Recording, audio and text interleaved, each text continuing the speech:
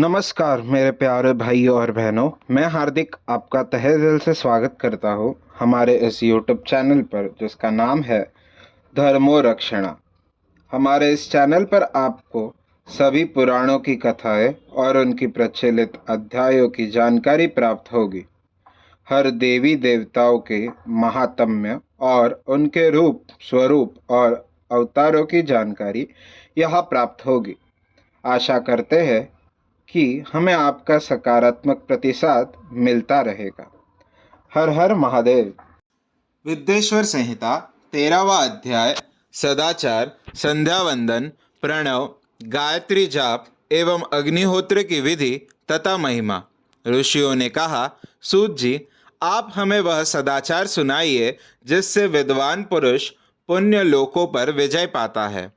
स्वर्ग प्रदान करने वाले धर्ममय तथा नरक का कष्ट देने वाले अधर्म में आचरों का वर्णन कीजिए। सूत जी बोले, सदाचार का पालन करने वाला मनुष्य ही ब्राह्मण कहलाने का अधिकारी है। वेदों के अनुसार आचार का पालन करने वाले एवं वेद के अभ्यासी ब्राह्मण को विप्र कहते हैं। सदाचार, वेदाचार तथा विद्या गुणों से युक्त होने पर उसे द्विज कहते हैं। वेदों का कम आचार तथा कम अध्ययन करने वाले एवं राजा के पुरोहित अथवा सेवक ब्राह्मण को क्षत्रिय ब्राह्मण कहते हैं। जो ब्राह्मण कृषि या वाणिज्य कर्म करने वाला है तथा ब्राह्मणोचित आचार का भी पालन करता है, वह वैश्य ब्राह्मण है तथा स्वयं खेत जोतने वाला शूद्र ब्राह्मण कहलाता है। जो दूसरों के दोष देखने वाला तथा परद्रोही है, उसे चांडाल द्विज कहते हैं। क्षत्रियों में जो पृथ्वी का पालन करता है वह राजा है तथा अन्य मनुष्य राजत्वहीन क्षत्रिय माने जाते हैं। जो धान्य आदि वस्तुओं का क्रय विक्रय करता है वह वैश्य कहलाता है। दूसरों को वणिक कहते हैं। जो ब्राह्मणों, क्षत्रियों और वैश्यों की सेवा में लगा रहता है शूद्र कहलाता है। जो शूद्र हल जोतता है उसे वृषल समझना चाहिए। इन सभी वर्णों के मनुष्य को चाहिए कि वे ब्रह्म मुहूर्त में उठकर पूर्व की ओर मुख करके देवताओं का, धर्म का, अर्थ का, उसकी प्राप्ति के लिए उठाए जाने वाले क्लेशों का तथा आय और व्यय का चिंतन करें। रात के अंतिम प्रहर के मध्य भाग में मनुष्य को उठकर मलमूत्र त्याग करना चाहिए।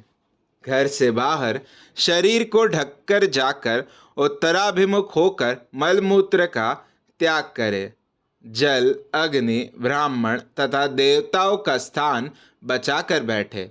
उठने पर उस ओर न देखे। हाथ पैरों की शुद्धि करके 8 बार कुल्ला करे। किसी वृक्ष के पत्ते से दातुन करे। दातुन करते समय तर्जनी उंगली का उपयोग नहीं करे। तदंतर जल संबंधी देवताओं को नमस्कार कर मंत्र पाठ करते हुए जलाशय में स्नान करे। यदि कंठ तक या कमर तक पानी में खड़े होने की शक्ति न हो तो घुटने तक जल में खड़े होकर ऊपर जल छिड़क कर मंत्रोच्चारण करते हुए स्नान कर तर्पण करे। इसके उपरांत वस्त्र धारण कर उत्तरीय भी धारण करे। नदी अथवा तीर्थ में स्नान करने पर उतारे हुए वस्त्र वहां न धोए। उसे किसी कुएं, बावड़ी अथवा घर ले जाकर धोए। कपड़ों को निचोड़ने से जो जल गिरता है वह एक श्रेणी के पितरों की तृप्ति के लिए होता है। इसके बाद जाबाली उपनिषद में बताए गए मंत्र से भस्म लेकर लगाए। इस विधि का पालन करने से पूर्व यदि भस्म गिर जाए तो गिराने वाला मनुष्य नरक में जाता है। आपोहिष्टा मंत्र से पाप शांति के लिए सिर पर जल छिड़क कर यस्य शयाय मंत्र पढ़कर पैर पर जल छिड़के। आपोहिष्टा में 3 ऋचाएँ है। पहली ऋचा है का पाठ कर पैर, मस्तक और हृदय में जल छिड़के। दूसरी ऋचा का पाठ कर मस्तक, हृदय और पैर पर जल छिड़के तथा तीसरी ऋचा का पाठ करके हृदय, मस्तक और पैर पर जल छिड़के। इस प्रकार के स्नान को मंत्र स्नान कहते हैं। किसी अपवित्र वस्तु से स्पर्श हो जाने पर, स्वास्थ्य ठीक न रहने पर, यात्रा में या जल उपलब्ध न होने की दशा में मंत्र स्नान करना चाहिए। प्रातःकाल की संध्योपासना में गायत्री मंत्र का जाप करके 3 बार सूर्य को अर्घ्य दे। मध्याह्न में गायत्री मंत्र का उच्चारण कर सूर्य को एक अर्घ्य देना चाहिए। सायंकाल में पश्चिम की ओर मुख करके पृथ्वी पर ही सूर्य को अर्घ्य दे। सायंकाल में सूर्यास्त से 2 घड़ी पहले की गई संध्या का कोई महत्व नहीं होता। ठीक समय पर ही संध्या करनी चाहिए। यदि संध्योपासना किए बिना एक दिन बीत जाए तो उसके प्रायश्चित हेतु अगली संध्या के समय 100 गायत्री मंत्र का जाप करे। इस दिन 10 दिन छूटने पर 1 लाख तथा 1 माह छूटने पर अपना उपनयन संस्कार कराए। अर्थ सिद्धि के लिए ईश, गौरी, कार्तिकेय, विष्णु, ब्रह्मा, चंद्रमा और यम व अन्य देवताओं का शुद्ध जल से तर्पण करे। तीर्थ के दक्षिण में, मंत्रालय में, देवालय में अथवा घर में आसन पर बैठकर अपनी बुद्धि को स्थिर कर देवताओं को नमस्कार कर प्रणव मंत्र का जाप करने के पश्चात गायत्री मंत्र का जाप करे। प्रणव के अ, उ और म तीनों अक्षरों में जीव और ब्रह्मा की एकता का प्रतिपादन होता है। अतः प्रणव मंत्र का जाप करते समय मन में यह भावना होनी चाहिए कि हम तीनों लोकों की सृष्टि करने वाले ब्रह्मा, पालन करने वाले विष्णु तथा संहार करने वाले रुद्र की उपासना कर रहे हैं। यह ब्रह्मस्वरूप ओमकार हमारी कर्मेंद्रियों, ज्ञानेंद्रियों, मन की वृत्तियों तथा बुद्धि वृत्तियों को सदा भोग और मोक्ष प्रदान करने वाले धर्म एवं ज्ञान की ओर प्रेरित करे। जो मनुष्य प्रणव मंत्र के अर्थ का चिंतन करते हुए इसका जाप करते हैं वह निश्चय ही ब्रह्म को प्राप्त करते हैं, तथा जो मनुष्य बिना अर्थ जाने प्रणव मंत्र का जाप करते हैं उनको ब्राह्मणत्व की पूर्ति होती है। इस हेतु श्रेष्ठ ब्राह्मण को प्रतिदिन प्रातःकाल 1 सहस्त्र गायत्री मंत्र का जाप करना चाहिए। मध्याह्न में 100 बार तथा सायं में 28 बार जाप करें। अन्य वर्णों के मनुष्य को सामर्थ्य के अनुसार जाप करना चाहिए। हमारे शरीर के भीतर मूलाधार, स्वाधिष्ठान, मणिपुर, अनाहत, आज्ञा और सहस्त्रस्तार नामक 6 चक्र है। हमारे शरीर के भीतर मूलाधार, स्वाधिष्ठान, मणिपुर, अनाहत, आज्ञा और सहस्त्रार नामक 6 चक्र है। इन चक्रों में क्रमश विद्येश्वर, ब्रह्मा, विष्णु, ईश, जीवात्मा और परमेश्वर स्थित है। सद्भावना पूर्वक श्वास के साथ 100 का जाप करे। 1,000 बार किया गया जाप ब्रह्मलोक प्रदान करने वाला है। 100 बार किए जाप से इंद्र पद की प्राप्ति होती है। आत्मरक्षा के लिए जो मनुष्य अल्प मात्र में इसका जाप करता है वह ब्राह्मण कुल में जन्म लेता है। 12 लाख गायत्री का जाप करने वाला मनुष्य ब्राह्मण कहा जाता है। जिस ब्राह्मण ने 1 लाख गायत्री का जप न किया हो उसे वैदिक कार्यों में न लगाए।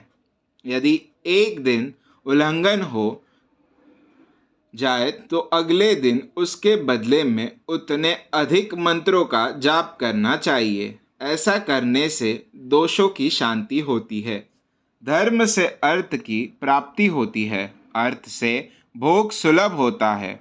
भोग से वैराग्य की संभावना होती है। धर्म पूर्वक उपार्जित धन से भोग प्राप्त होता है, उससे भोगों के प्रति आस्तिक उत्पन्न होती है। मनुष्य धर्म से धन पाता है एवं तपस्याओं से दिव्य रूप प्राप्त करता है। कामनाओं का त्याग करने से अंतकरण की शुद्धि होती है, उस शुद्धि से ज्ञान का उदय होता है। सतयुग में तप को तथा कलयुग में दान को धर्म का अच्छा साधन माना गया है। सतयुग में ध्यान से, त्रेता में तपस्या से और द्वापर में यज्ञ करने से ज्ञान की सिद्धि होती है, परंतु कलयुग में प्रतिमा की पूजा से ज्ञान लाभ होता है। अधर्म हिंसात्मक और दुख देने वाला है। धर्म से सुख व अभ्युदय की प्राप्ति होती है, दुराचार से दुख तथा सदाचार से सुख मिलता है। अतः भोग और मोक्ष की सिद्धि के लिए धर्म का उपार्जन करना चाहिए। किसी ब्राह्मण को 100 वर्ष के जीवन निर्वाह की सामग्री देने पर ही ब्रह्मलोक की प्राप्ति होती है। 1 सहस्त्र चांद्रायण व्रत का अनुष्ठान ब्रह्मलोकदायक माना जाता है। दान देने वाला पुरुष जिस देवता को सामने रखकर दान करता है, अर्थात जिस देवता को वह दान द्वारा प्रसन्न करना चाहता है, उसी देवता का लोक उसे प्राप्त होता है। धनहीन पुरुष तपस्या कर अक्षय सुख को प्राप्त कर सकते हैं। ब्राह्मण को दान ग्रहण कर तथा यज्ञ करके धन का अर्जन करना चाहिए। क्षत्रिय बाहुबल से तथा वैश्य कृषि एवं गोरक्षा से धन का उपार्जन करे। इस प्रकार न्याय से उपार्जित धन को दान करने से दाता को ज्ञान की सिद्धि प्राप्त होती है एवं ज्ञान से ही मोक्ष की प्राप्ति सुलभ होती है। गृहस्थ मनुष्य को धन धान्य आदि सभी वस्तुओं का दान करना चाहिए। जिसके अन्न को खाकर मनुष्य कथा श्रवण तथा सत्कर्म का पालन करता है, तो उसका आधा फल दाता को मिलता है। दान लेने वाला मनुष्य को दान में प्राप्त वस्तु का दान तथा तपस्या द्वारा पाप की शुद्धि करनी चाहिए। उसे अपने धन के 3 भाग करने चाहिए, एक धर्म के लिए, दूसरा वृद्धि के लिए एवं तीसरा उपभोग के लिए। धर्म के लिए रखे धन से नित्य नैमित्तिक और इच्छित कार्य करे। वृद्धि के लिए रखे धन से ऐसा व्यापार करे जिससे धन की प्राप्ति हो तथा उपभोग के धन से पवित्र भोग भोगे। खेती से प्राप्त धन का 10वां भाग दान कर दे, इससे पाप की शुद्धि होती है। वृद्धि के लिए किए गए व्यापार से प्राप्त धन का 6ठा भाग दान देना चाहिए। विद्वान को चाहिए कि वह दूसरों के दोषों का बखन न करे। ब्राह्मण भी दोषवश दूसरों के सुने या देखे हुए छिद्र को सभी प्रकट न करे। ब्राह्मण भी दोषवश दूसरों के सुने या देखे हुए छिद्र को कभी प्रकट न करे। विद्वान पुरुष ऐसी बात न कहे जो समस्त प्राणियों के हृदय में रोष पैदा करने वाली हो। पूजाओं के समय अग्नि को विधि पूर्वक दी हुई आहुति से संतुष्ट करे। चावल, धान्य, घी, फल, कंद तथा हविष्य के द्वारा स्थाली पाक बनाए तथा यथोचित रीति से दोनों समय अग्निहोत्र करने में असमर्थ हो तो संध्या के समय जाप और सूर्य की वंदना कर ले। आत्मज्ञान की इच्छा रखने वाले तथा धनी पुरुषों को इसी प्रकार उपासना करनी चाहिए। मनुष्य सदा ब्रह्म यज्ञ करते हैं, देवताओं की पूजा, अग्नि पूजा और गुरु पूजा प्रतिदिन करते हैं तथा ब्राह्मणों को भोजन तथा दक्षिणा देते हैं, वे स्वर्गलोक के भागी होते हैं। अध्याय 13वां समाप्त। वीडियो को लाइक करें, शेयर करें, चैनल को सब्सक्राइब करें और हमारे साथ बने रहने के लिए बेल आइकन को प्रेस करें। हमारे सनातन संस्कृति की जानकारी के लिए और उनके साहित्यों की जानकारी को प्राप्त करने के लिए हमारे साथ बने रहिए इस चैनल पर, जिसका नाम है धर्मो रक्षणा। हर हर महादेव।